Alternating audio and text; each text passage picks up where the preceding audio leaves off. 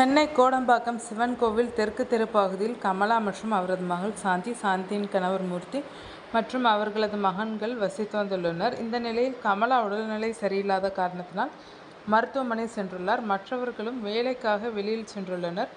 இந்நிலையில் மாலை 4 மணி அளவில் வீட்டில் சாந்தி தனியாக இருக்கும்போது துணிகளை துவைப்பதற்காக வாஷிங் மிஷின் பயன்படுத்தியுள்ளார். சில நேரம் கழித்து வாஷிங் மிஷின் ஓடிக்கொண்டிருக்கும் நிலையில் திடீரென தீப்பற்றி எரிந்துள்ளது. அதை அணைக்க தண்ணீர் ஊற்றிய போதும் தீ மளமளவென பற்றி எரிந்து மின்சார வயர்களில் பரவியது. இதனையடுத்து வீட்டில் உள்ள அனைவரும் வெளியேறினர். வீடு முழுவதும் தீப்பற்றி எரிந்தது. இந்த எதிர்பாரா விபத்தினால் வீட்டிலிருந்த அனைத்து பொருட்களும் எரிந்து நாசமாகினர்.